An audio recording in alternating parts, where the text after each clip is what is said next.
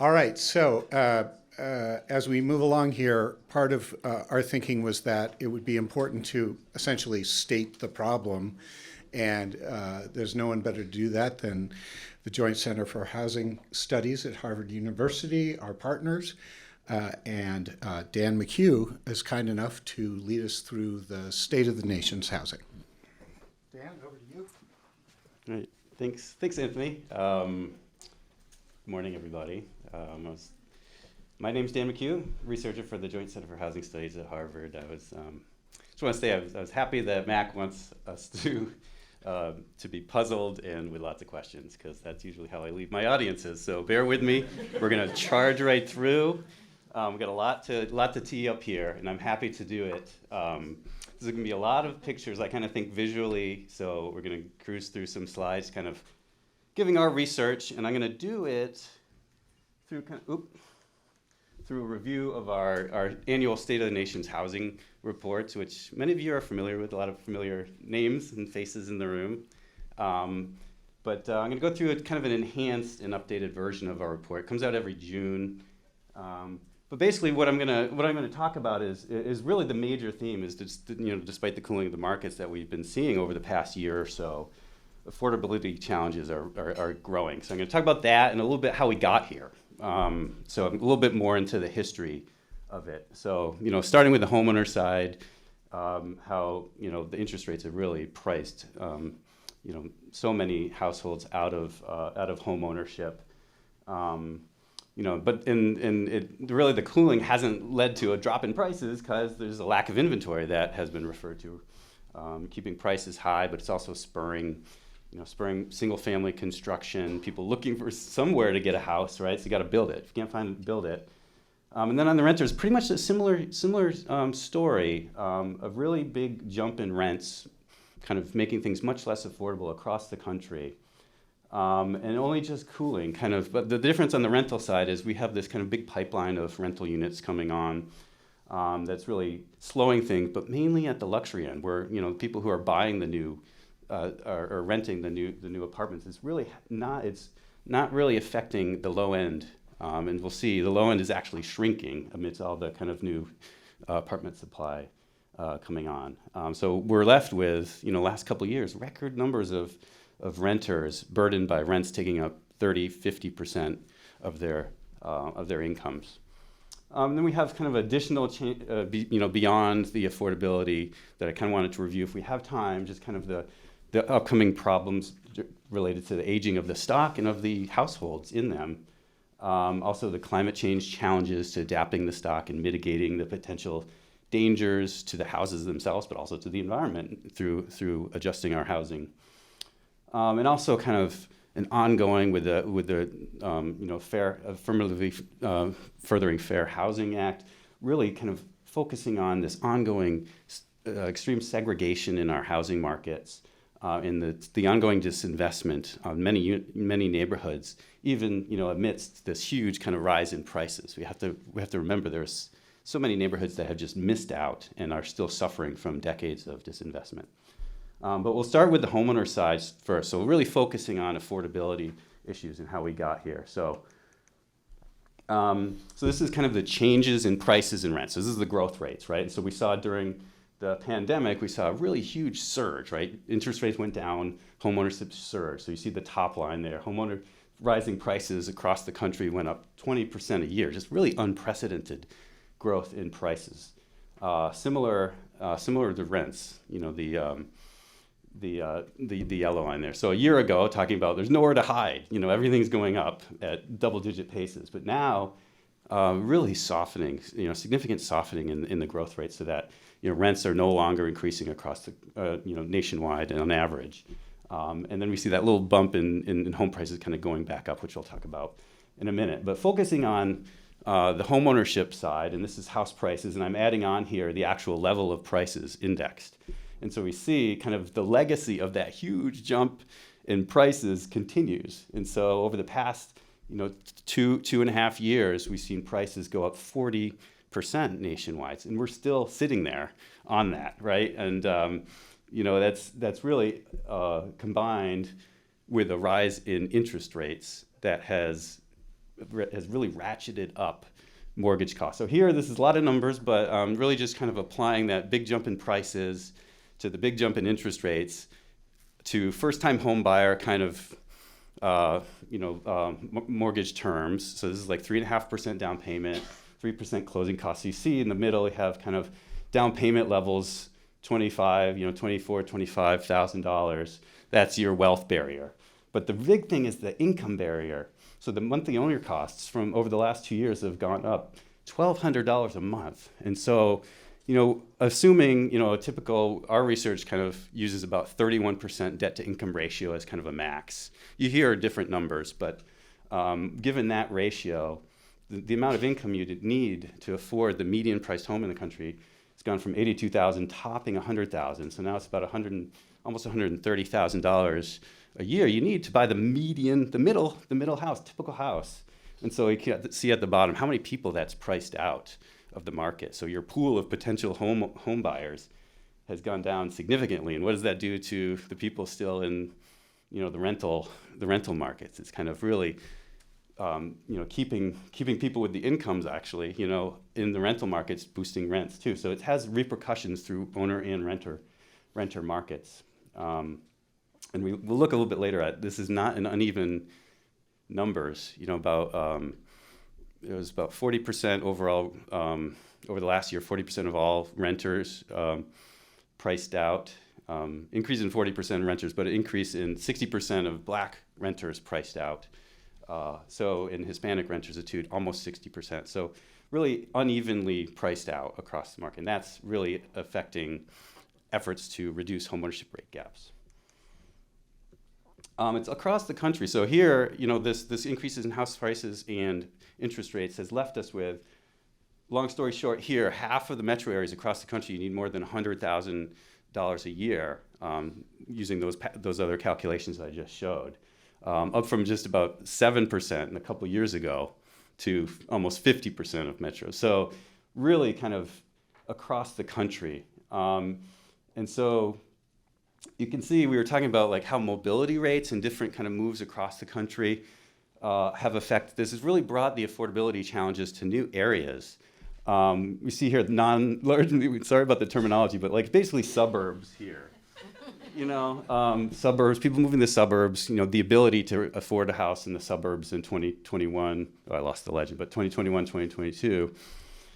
Small metros and non-metros, that's rural areas.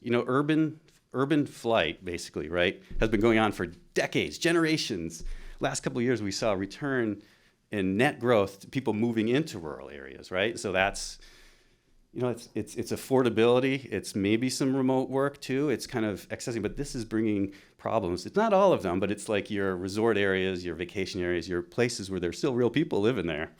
And it's kind of challenges being felt. And I just threw one of these things in. It's not in our report, but it's like, a lot of times this all translates to, it's not like you're going to your suburb, you're going to a suburb in the South, right? You're going from New York City to a suburb in the South. It's amazing how it just lines up with a huge growth to the South. And that's where a lot of the smaller metros are. The West is also interesting here too. We heard about from Seattle but like the turnaround in the West, which is, California's been losing people for a long time on net.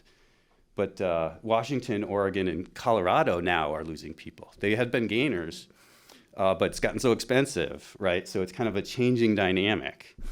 And that's kind of due to affordability challenges, but adding affordability challenges everywhere. So just wanted to mention a little bit of that. But why are prices are still going up? Because there's so few houses there to buy. So this is a couple different ways to look at, the number of the inventory of for sale units. It's the month supply going down to kind of historic lows, and the actual number of units, on the market for sale. So going just a little tiny blip up, we're getting excited that it's going up, but it's got a long way to go. And I mean, having done this a while, it's been like, I keep saying like, all right, another new record low for inventory. It's been going on for a while, and every time I think we're about to turn around, but that's it. But it has been spurring. Here's construction levels, single-family construction levels. little bit of a blip, in single-family construction because you can't find a house. You have to find someone maybe that can build it. Builders also have been able to kind of buy down interest rates in a way that if you buy a home from an average Joe, right, they're not going to pay down your interest rate for you unless they're really desperate. But that's kind of been helping the builders as a strategy to kind of reduce that interest rates, because like when interest rates go from 3 to 4, that's a 30% jump in interest costs, right? So paying that down has been something that's helping the builders. But more and more of these houses, as Mac said, are going to investors, people buying them for the rental market. I mean, it's both a cause and effect, right, of scarcity. It's building on the scarcity. I've been kind of poo-pooing these numbers for a while, but they're getting pretty high. I mean, almost 90,000 units built for rent, and it doesn't include the ones. It's hard to capture these. Some people, don't decide they're going to rent them until after they're built. So if you look at recently built homes that are renting out, it's bigger than these numbers, but you can see, the number of new units going to investors is going up. Also, the share of actual homes going out. Mac mentioned this, but up to 28% of all home sales nationwide going to people who aren't living in them. Much higher in certain areas. So how do we get here? Here's kind of my indulgence slides. These are the slides I love, but I never get to show them to anybody.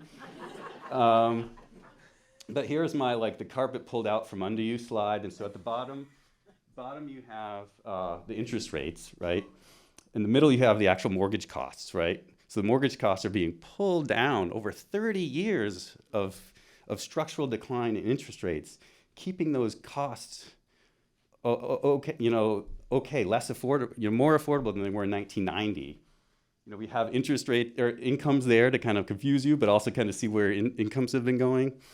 And then you have house prices, which you're able to stomach because of these low interest rates, but it's also helping build those prices, right? The ability to buy more house with lower interest rates.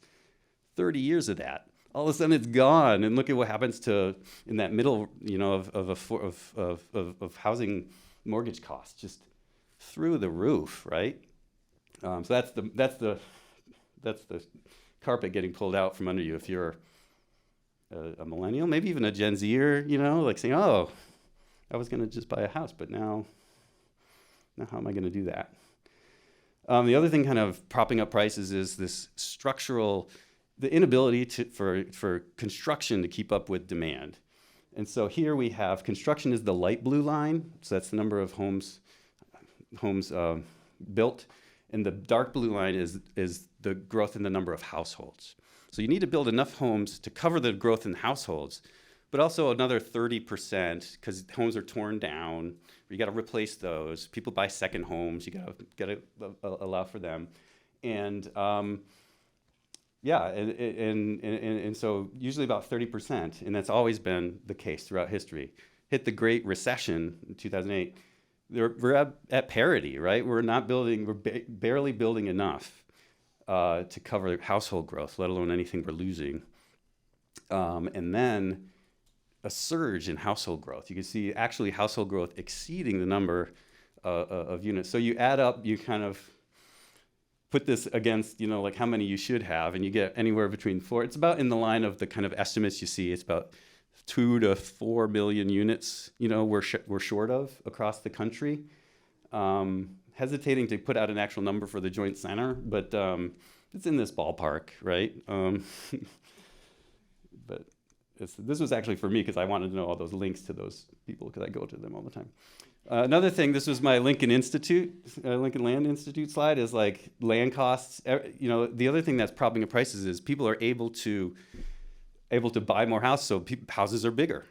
Land is more expensive because you're constricting it, right? So it's this is showing what would happen if you just had the sticks and bricks of a house from 1963. It would be $313,000 now. Same house, thinking, one of those Levittown houses or something, I guess, right? But houses have gotten bigger. You're getting more granite countertops. You're getting more expensive land. And actually, the actual home prices on the blue. Those are the actual new home prices. So we're not building, let alone building where we need to build. We're not building those modestly priced homes anymore. So it's hard to find. So the biggest scarcities are those modestly priced homes. Things are good if you have a home. This is the home equity is at record levels, 31 trillion, up $8 trillion over the last 2 years. CoreLogic showed, the typical homeowner got $100,000 in home equity over the last 3 years. So times are good if you're if you're on the carousel ride, right? If you made it, you're doing well, but you got to be a homeowner.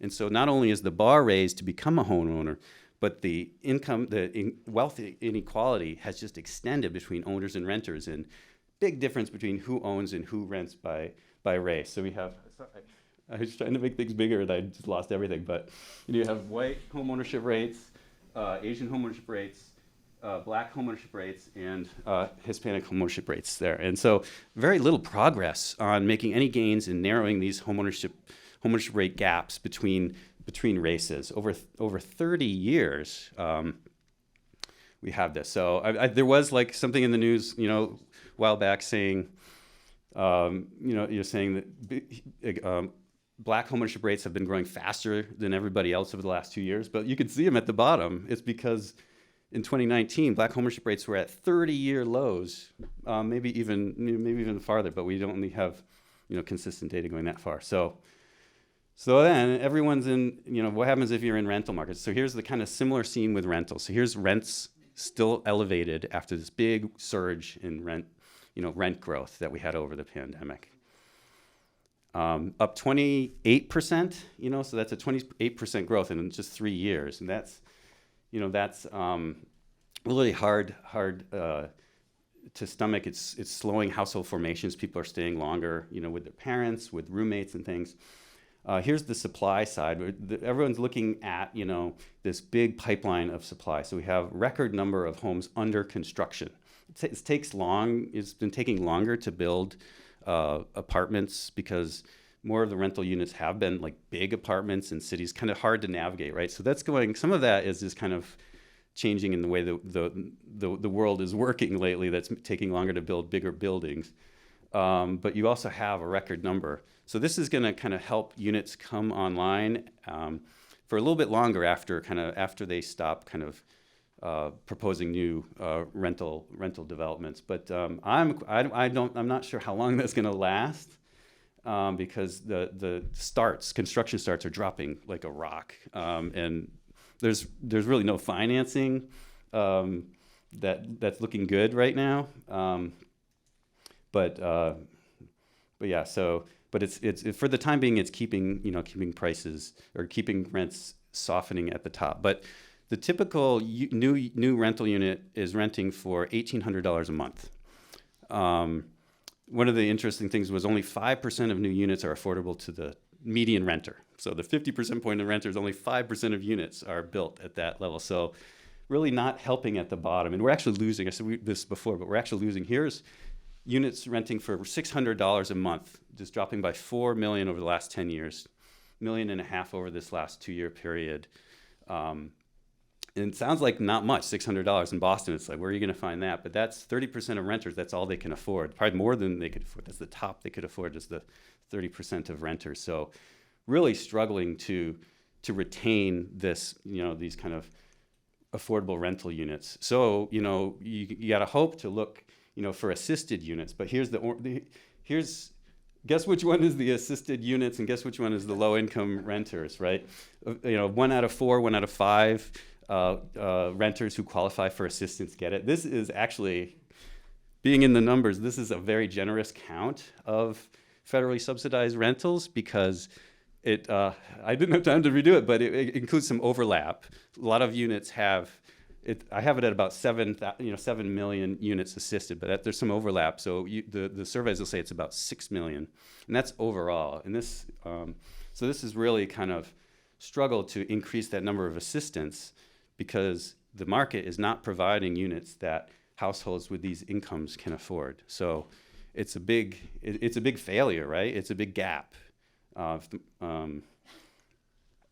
And so as a result, people are paying tons for, high shares of their incomes for rent. So here's the rent burden. So share people paying 30%, more than 30% of their incomes on rents, and then more than 50 is the kind of red. And so we have 12 million, renters paying more than 50% of their incomes on rent. How do you save for a down payment, the $25,000, if you're paying half your incomes on rent, right? It's at record numbers. Here's another of how did we get there. This is kind of more of this long-term, growth, structural growth. Back in 1960, about, a quarter of all renters were cost burdened. Gets up to about a third of all renters by 1980. Now we're closer around, 2010 it hit 50% of all renters cost burdened, and it's pretty much going back up to that number. Here's incomes versus rents since 1960. Incomes of renters, incomes not keeping up with rents. This is inflation, both inflation adjusted. Even the growth in incomes at the end there is including like a lot of higher income renters now because there's more higher income renters. So you wonder what's happening to the low income side, low income renters. If the real median income is getting pushed up by more higher income renters kind of needing to rent. So anyway, that's the kind of disconnect. That's the cognitive, that's the renter dissonance there that we're looking for. But it's hitting more and more people. It's since 2001, the fastest growth in renters who are cost burdened are middle income renters. These are new constituencies, right? Why is it in the news so much more? It's because people in the know, people know somebody, people's kids, people's friends, people themselves are cost burdened, right? And they're telling their representatives. And so, yeah, you look at the $50,000 to $75,000, rent burdens. It's really brought attention, right? This is kind of like how has it been so bad? It's for so long, but now it's really kind of a new era. And this is again on the bottom. I mean this is evictions from the eviction lab, showing throughout the pandemic how we had kind of more people spending more on their rents, such high shares on their rents. You're precariously housed, right? Any sort of hiccup will be catastrophic for your ability to stay in your unit, but assistance helps. So assistance during the pandemic, the rental assistance, $46 billion, helped bring evictions down to 10% of their normal values. But it's getting spent. As it gets spent, we're going back to normal. And normal's not good, right? So states over the last year, $14 billion by states and local governments for rental assistance themselves, taking it into their own hands, right? But yeah, so it's kind of like hope that something can be done to reduce evictions, but also kind of just the persistence of this challenge of housing insecurity, leading to homelessness. I don't have a slide on homelessness, but chronic, the jump in chronic homelessness, jump in unsheltered homelessness, really one of the major themes going into our next year's report too. But yeah, so I think we made it through the renter, made it through the homeowner. Just going to finish up with a couple challenges that we're also looking at. So many people living in high-risk areas. High-risk areas tend to be the more affordable areas that people are also moving to. Millions of households. It's affecting, we have record numbers of billion-dollar disasters every year due to natural, due to these, climate change impacts. So a need to kind of minimize the damage, need to do less damage with our housing by kind of making things more energy efficient. Aging of the population, aging of the housing units. Median age of a housing unit this is strange to say, but it's like America's housing is older than it's ever been. I'm older than I've ever been. But it's 43 years, median age of 43 years, and in need of repairs. The Fed, one of the Federal Reserve said it was like $50 billion in repairs needed from the housing stock, $57 billion for low-income residents. So that's money that they don't have to repair. So huge needs for repairs and huge needs for accessibility. Given that the oldest of the baby boom turned 75 in 2021, so the need to accommodate older households. And then sorry about the formatting again, but really just, striking ongoing segregation. 70% of white households live in majority white neighborhoods. 60% of households of color live in majority households of color neighborhoods. So it's a big disconnect of, and when we talk about disinvestment of neighborhoods, you need to combat, to work against decades of disinvestment of neighborhoods without stoking gentrification, so without stoking displacement. And so that was a major challenge that we focused on in this year's report as well. So I think I'm going to end it there. That's enough. I tried to get as many points in as possible. Hopefully not too sad. But thank you. Questions?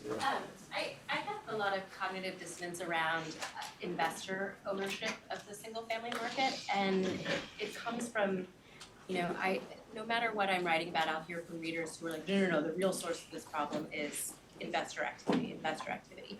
But my understanding is that the vast majority of investor ownership is not institutional investors. It's like, someone who owns 3 homes, or I own a home that I bought at a 3% interest rate, and I'm just gonna hold on to it and rent it out while I buy my next home. And so the growth of, that striking 20% figure, like how much of that is actually institutional investors, which people think is, this sort of evil Blackstone. thing. Yeah, and how much of it is like other kinds of investor activity, which, would implicate different policy solutions, and we might think differently about whether or not it's a problem at all. Right. That actually comes after lunch, I think. Yeah. All right. Well, I don't want to spoil anything. Right. I mean, there's a few things, cognitive dissonance wise, right? There's a big shift in ownership. There's always been a lot of single-family units. A third of the rental market has been single-family homes, right? It's always been a big chunk. There's always been a high share of mom-and-pop owners.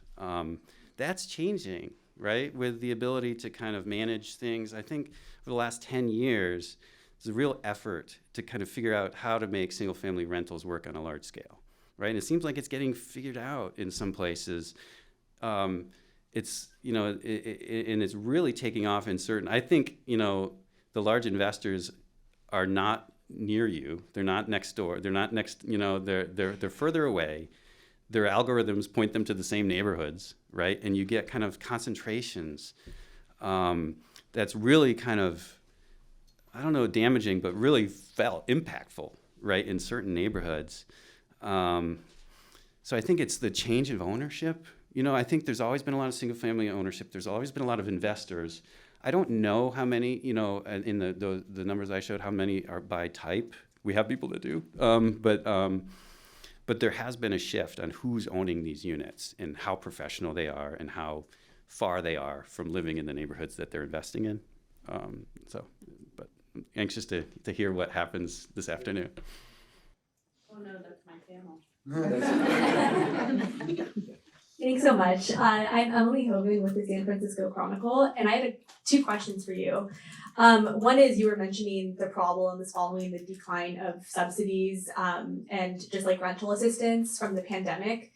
And the way I understand it is that some of that federal money also contributed to the inflation that we're seeing today, which is also contributing to some of the problems we're seeing. Is there a sustainable way to assist those renters without creating larger financial challenges for the country?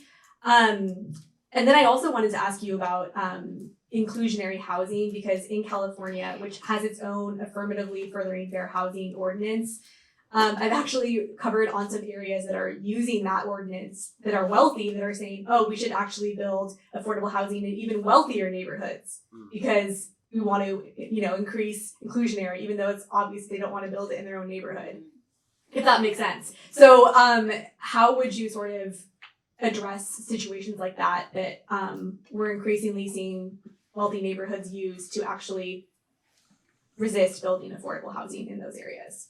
It would desegregate them. Right.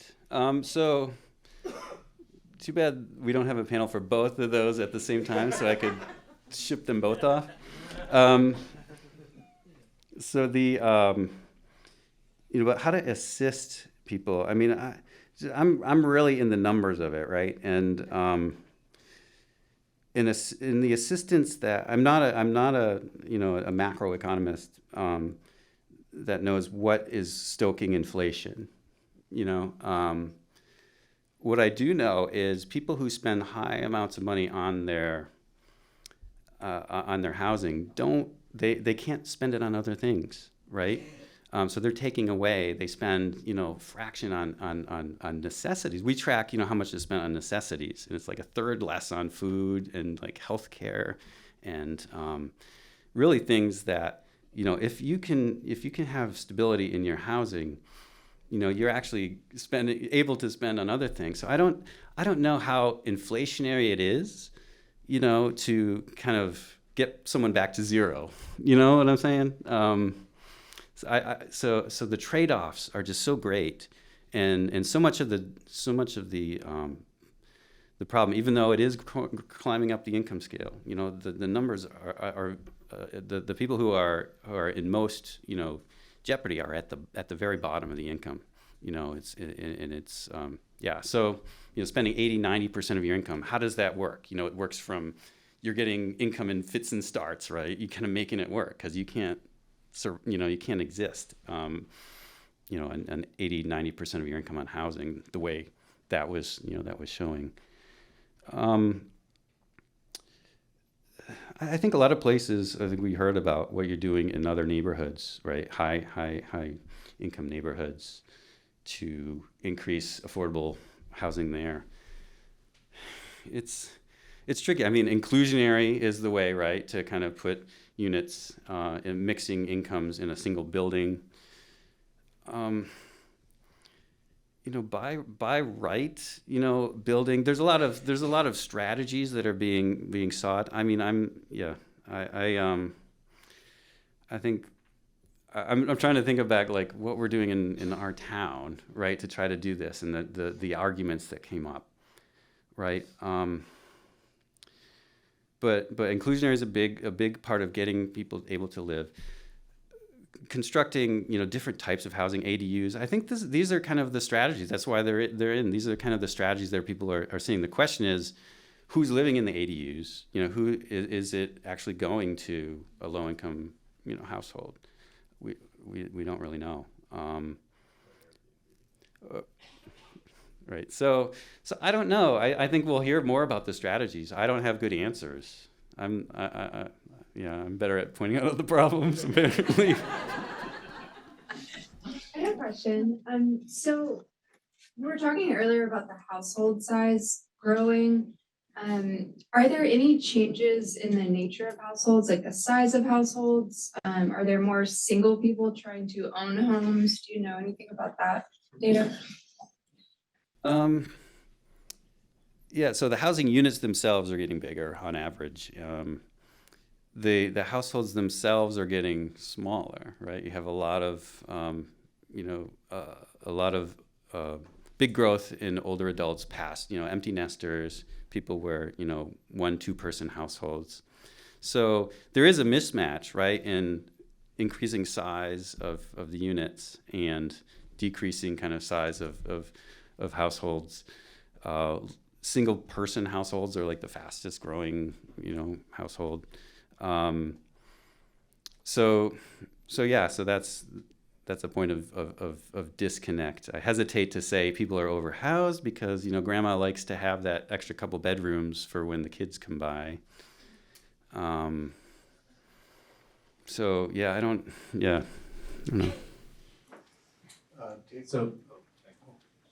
So I have a question about the housing production needs. The question I have is basically about climate change and sea level rise and the displacement of people from coastal areas and how that factors into the production needs. So you mentioned like a 30% above board need overall, but with that happening, is that increased? If you rule out areas that are dangerous to build, or I just mean like people are going to have to move from areas so they're going to need housing in other places, right? So if those places are inundated and those housing units are gone, then is there a need to calculate more housing inland for those folks who are migrating? 300,000 units a year lost to disaster, right? Right, yeah. So increase construction to replace the units lost, increase, production to build elsewhere. I was looking big picture, right? Everything kind of, but it all, once you look in state by state, location by location, it's a trickier analysis to do, right? But yeah, I would agree. You need more than what you would expect. Yes. Hi, Dave Dudley with City Lab. I wanted to ask you about the striking statistic about the age of average housing in the U.S.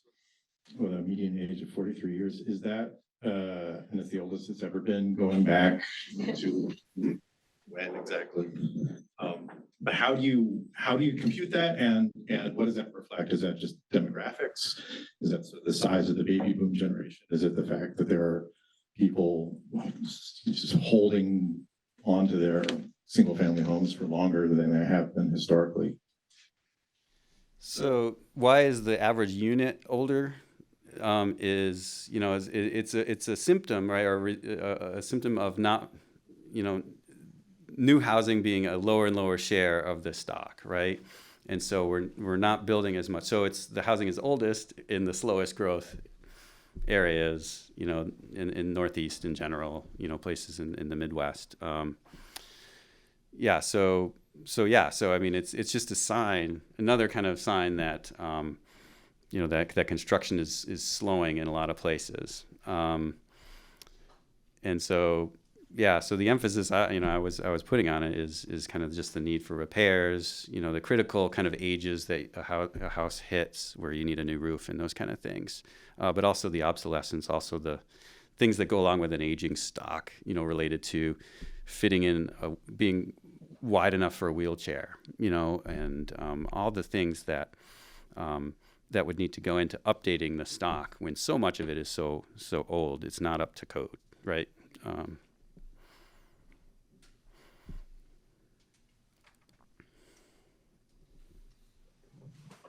Let's maybe make this the last one. We're right over here. Hello, I'm Deanna with Next City, Deanna Anderson. And I'm curious about if you can point to any cities or neighborhoods that are doing things well. One of the things you mentioned was the decades of disinvestment in communities without stoking gentrification. So I'm curious if there's areas that are doing this well in the United States. Right. I'm sure there are locals who have could point to some good actual examples. I've